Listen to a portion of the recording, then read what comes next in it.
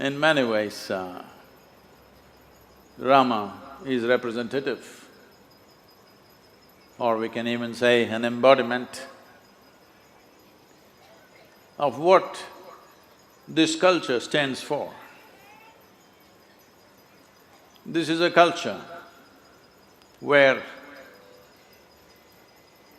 we don't count the value of accumulations one has. We don't count one's achievements in the world, nor do we count one's victories in war.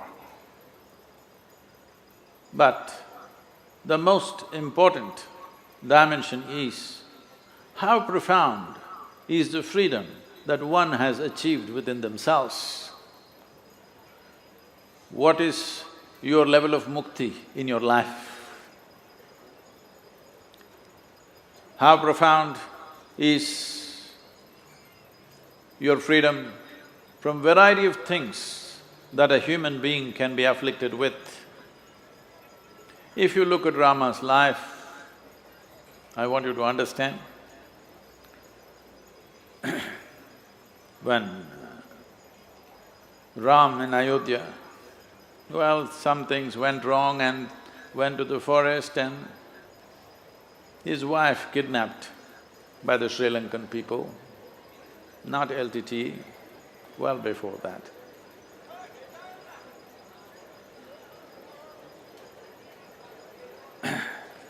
And when he started moving south, when he crossed the boundaries or the borders of Andhra Pradesh and Karnataka, we called him Rama. The moment he entered Tamil Nadu, we called him Raman. So when I say Rama, don't get confused. In south, he's not Ram, he's Rama. So if you look at Rama's life, he lost his kingdom. His kingdom was taken away, though he was rightfully coronated as a king. His wife was taken away. Later in his life, his children were taken away. Normally for most human beings, if any one of these things happen, they will be broken for life. But here is a man, though all these things happened, and he stood up to do the karma that he has to do, even to the extent of fighting battles, but never conquered by angst or animosity or anger. It is for this reason that we are bowing down to him. He is not a super success, it's a series of disasters. In spite of this disastrous life, the negativity cannot conquer him. He is free from these things. It is this one quality for which we are bowing down to him, because in this culture, our ultimate goal is not God, our ultimate goal is not heaven, our ultimate goal is mukti or moksha.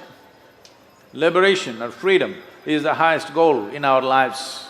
This is the significance of who we are in this culture. Everywhere else, people want to go to heaven, but we know, even if we go to heaven, we will get bored after some time. Hello? Even in heaven we can get bored. So we foresaw those possibilities and see the ultimate thing is liberation, to be free in every possible way. And anyway, there is no proof with any of you that you are not already in heaven and making a mess out of it. First of all, anybody who talks about a better place elsewhere than where we are right now, it is a crime. So this is why Rama's life is most significant. The world throws many things at you. Entire life is full of disasters coming his way, one after another, but he is not ruled by those disasters. Those outside situations does not decide who he is, he decides who he is. This is the essence of being an ultimate human being. that the outside will not decide who you are, you decide who you are. This is a privilege. This is a privilege only accorded to human beings. There are many other creatures. Today they say there are over 1 trillion different kinds of life on this planet. Not million, trillion. Of all these creatures, from the smallest to the biggest, for them, they live according to the dictates of their instinct. Instincts of survival rule them. This is the reason why there are wonderful tigers, there are lions in Gujarat, there are elephants in the south. But we did not call a lion being, a tiger being, an elephant being, only you. We refer to you as human being because you are supposed to know how to be. Don't congratulate yourself too soon. You're supposed to know how to be. That means you can decide how to be. We cannot decide what the world will do to us, but we can decide what we do within ourselves. So this is what being means, that you know how to be. Rama is 100% representative of this dimension. He knows how to be.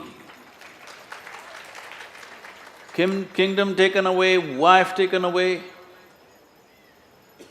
Well, I was in Andhra Pradesh, in a small town called Nellore, with our present vice president on stage with me on that day. A little girl, a 14-year-old girl, stands up and asks me, "Sadhguru, they say Rama walked all the way from Ayodhya to Sri Lanka. Is such a thing possible? Or this is all just a story? Is it really practical for a man to walk from Ayodhya to Sri Lanka?" I said, "See, you are just a 14-year-old girl right now. You will grow up and one day you will find a man for yourself. Do you want that kind of a man? Suppose you are lost, he will walk all the way and look for you. Or do you want a man who will say, okay, she's gone, let me find some local solution for myself? What kind of man do you want?" She says, "I would like a man who walks all the way." I said, "That's what he did." He is a king, he could have found a local solution, but no, his wife is so dear to him that he walks all the way, fights a battle, gets her back. Well, there are arguments these days, but this man is a male chauvinist. Because of his pride or his kingdom or whatever nonsense, he again sent her back to the jungle. This argument came up here in Gujarat in one of your universities when I was part of the Youth and Truth movement. So I asked them a simple question. We are going through various situations in our country. Though this is a nation of great possibilities, we have still kept it as a nation of great problems. Though at one time we were the most prosperous nation on the planet, today we are coming up now, but still a large segment of population is in poverty. When it is like this, would you like a king or a leader of this nation who will place the well-being of his citizens and nation above his family and dear ones in his life? Or would you like somebody who will do everything for the family and forgets about the nation? They said, that is not it. Why should he send his wife? You must understand, when they say a dhobi was speaking about his wife or the queen, a queen is not just a wife. She's She has a place in the kingdom. She is not just another woman. A queen is like a mother to that kingdom. Now, it is not in the story, it may say Dhobi was speaking about it. A Dhobi is speaking means it is general gossip in the town. Everybody is speaking about it. They are wondering, how can she be our queen mother? Now you have a choice, to hell with the citizens, I'll keep my wife, or for the sake of my citizenry, I will sacrifice somebody for whose sake I fought a war. A terrible war, a risky war, because you didn't have an army to fight a war. You just went with your brother to fight a war. All this you did for that woman, but now, for the sake of the nation and the sake of citizens, you sacrifice her. And when she is fully pregnant, for a king, children are very important because that is the continuum. Not knowing whether it's a boy or a girl or boys or girls, no sonogram in those days. And she goes to the jungle and delivers 2 boys and he does not know. For a king, this is the biggest disaster. He does not know that he has sons. And not only that, the situation evolves in such a way that he ends up fighting those children. The worst thing that you could do in your life is knowingly or unknowingly you kill your own children. This would be the most horrible thing that you could have done in your life. He almost did it, but still remained without angst, animosity or anger, doing what is needed. Though it causes much pain in your heart, you don't make this pain the basis of what you do with the rest of the world. This is what he represents. This is what should become the ideal of this nation and the world, that if you poke me, I will poke you, then everybody will be poked, because inevitably something will poke you. When you walk through this life, there are a lot of poking people.